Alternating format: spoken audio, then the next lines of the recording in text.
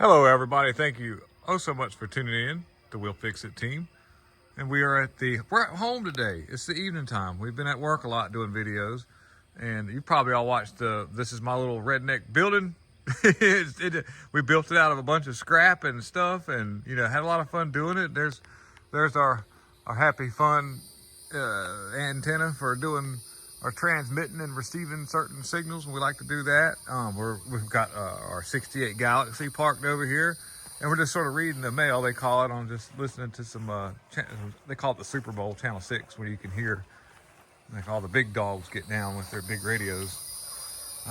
But the project we're getting ready to get into is this right here.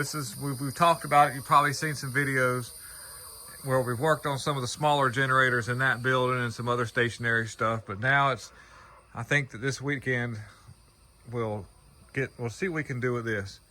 That's the next thing. Yeah, we're probably looking at all that stuff right there and be like, what in the world? This is coax that comes in from the house. And I did all this myself. I built all this. That's homemade tower out of a bunch of pipe, except for the very tippy top with some like prefab tower. But the rest of it is big. That's a big pipe that came out of a factory that had radiant heat that was steam. And so I kind of cut the pipe and made all that, dug the hole, 5 yards of concrete. It's super grounded. We've got military 213 coax. We've got some extra wires for running the rotor to turn the antenna. But we really enjoy doing stuff like that. We can let this tower down with that crank right there, and do what we need to if we have to. But little fun stuff I like to get into. Another thing that we're, like I say, so I've got this kind of jumping around a little bit, but I just, if you guys are watching this, you're tinkerers like me and just kind of get off on seeing stuff being done, Okay, so I put that there to cover this, to keep water from getting in right there with these doors closed. Now, looking at this setup here, this is I believe it was a Wisconsin engine. No, Continental. I keep getting the two confused. It's Continental. Flathead 4-cylinder, probably 25 horsepower, maybe 20. Not a very large engine. We can get a better look on the other side of it. It's getting dark, so we won't get a whole lot done today. But not a very big engine. I don't know exactly what the displacement is. I need to look on that tag. I bet you every bit of maybe 35 cubic inches, maybe. Not very big, but anyway, so that's a magneto, but evidently something must have happened, because you can see they've got a coil hooked up outside of it. So there it is right there, and they're using just the ignition points that's part of that magneto to open and close it. So there'll need to be some power going to that coil. It's a 12-volt coil, I think, and I can see where they've got the little yellow wire running along over here, and it's coming up. I had to sort of reverse engineer some of the things here, but it's going to the back of a toggle switch right here. No, well, I haven't even really gotten that far. I guess it's going to the back of this switch, but I need to be sure that see, this thing runs off 24 volts. It takes that to crank it. So I don't know how they got the coil. I guess maybe the coil's running at 24 volts. I don't know, but if it's a 12-volt coil, poor thing, and that could be an issue. And this is actual, looks like a regular 12-volt alternator, but they made these in 24 volts. And it even says on here, it must be, it's written in 24 volts. They've got a rather small wire that goes down and hooks into the what looks like the starter, but that's actually just the hot wire that comes off of the positive side of the battery. Here it is right here. And so what this is they had this as a jumper wire. So one battery must have sat up here and one must have sat down there, and you would just wire two batteries in series. I think that this, of course, deciphering what we've got here, you can tell that's positive and this is ground. So this would go to the positive, that would go to the ground, and this would actually feed in the 24 volts to the panel to power everything up. I pulled the dipstick out, and we've got doable oil for what we need to do. There is antifreeze in that radiator that's been in it since I got it, so that's a good sign. It holds antifreeze. The motor is free because I turned it by the fan and it turned the crankshaft, so that's a good sign. Maybe we'll do a video, see if we can just get it to turn over before the night's over. What do you think, guys? Let's see if we can do that. It's getting dark, but maybe we've got enough daylight. All right, let's see what happens here. This would be a start a fade one. Can we get it to turn over? I don't know what that's for. I have no idea.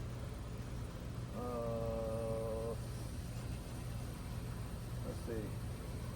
Spin this one around this way, like that. All right, that's going to go to the ground. Okay, all right. Get this here out of the way. So this doesn't bother me. Spin this one around like that.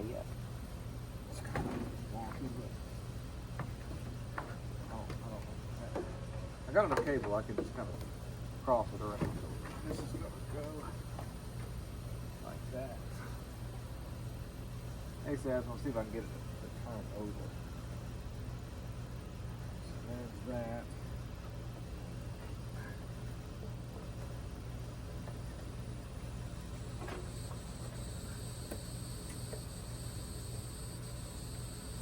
I don't know what happened. That's just easily. I don't have any archies. All right, so now let's see if it'll even do anything. I don't know. Ah, nothing. I got nothing. Nothing. Okay. All right. I think the batteries are charged up. I mean, I'm using some junk batteries I had laying around, you know, nothing special here.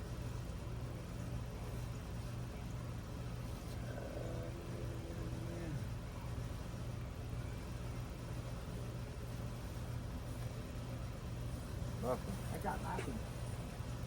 I don't know. Oh, well, oh, we do have power on the, this is a good sign. Okay, okay. I don't know, we've got something going on. I just got to see what's happening. Kind of wonky with this, but we do have some panel light action. I flipped that on, so that's a good sign. Let's see what happens if I turn the switch now. Nothing. Wait a minute. We got a button. Uh-oh. Oh, snap. Okay, I don't know anything about this, so I'm learning. Well, that's a good sign. So it turns over. Oh, it turns over really well, too. Okay. There's a primer right here. I don't know what that thing even does. Oh, I see. Okay, that hooks to a thing to hook to the water separator. So there's no way in the world this thing would have spark as long as it's sat. But it'd be pretty neat if it did. I don't want to burn out my little. Wait a minute. Oops. This right here. So we've got that. Okay. Okay. All right.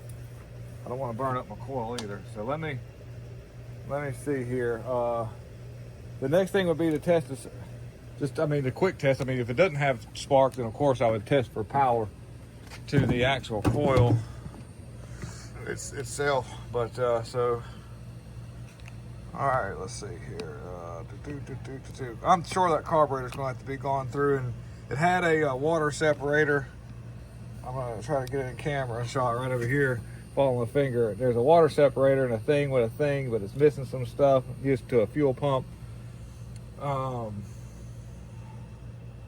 bet you that diaphragm is really dried out too. And I'll tell you, I'd like to put some fuel on that, let it sit for a little bit to maybe soften that diaphragm up before I turned it over a lot.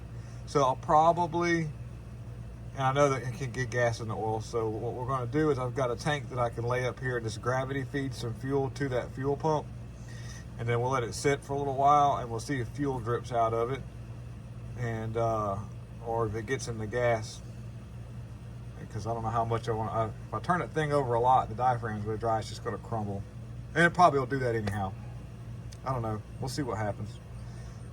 So I have over here, I fixed up a little fuel tank. It's kind of hard to see. It's over there, and I've got a fuel line going to the fuel pump, so it's not dry anymore. And I would take the line off the carburetor, see if it pumps gas, but I'm checking for spark. So those two things probably wouldn't be a good idea to do at the same time.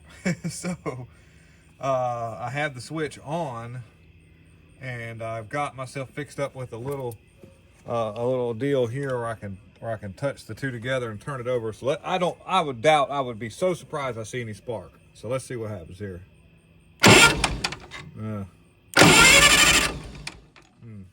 So we've got the switch on. We don't have spark. So before we go into it, we're going to just real quickly to see if there's any life going to the coil. You know, this down. The coil is sort of down. It's tucked in over here. I'm gonna have to move the camera, and I'm gonna turn the switch off to see what happens here. Because I don't even think the switch has to be on for that thing to.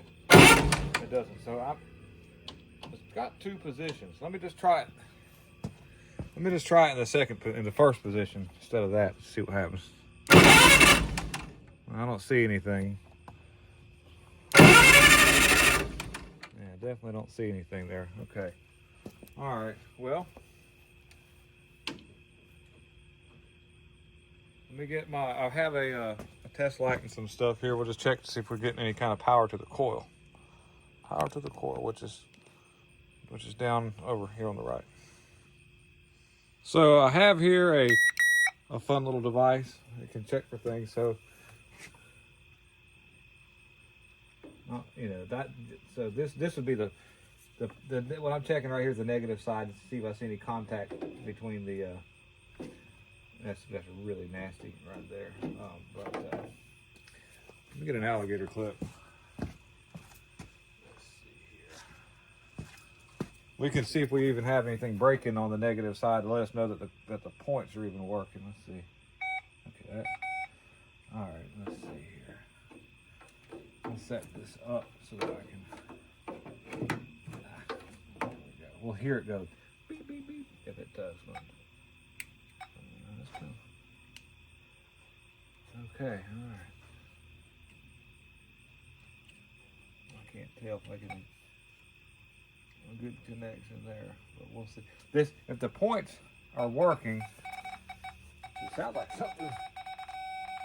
I've got a ground there, I think.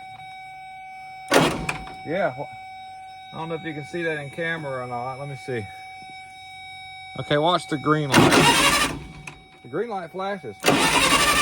That means we've got points that are working.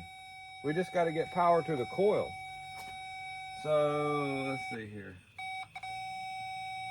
Let me turn the switch on to see if anything happens. Well, there's something going to the coil there. I have 12 volts. I shouldn't be getting spark right now. I should be anyhow. You would think so.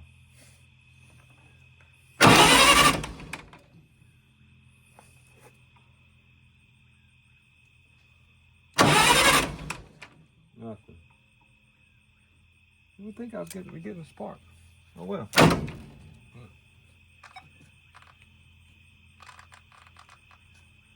And now the points are. Oh, okay. Let's see here. Let's see a green light there.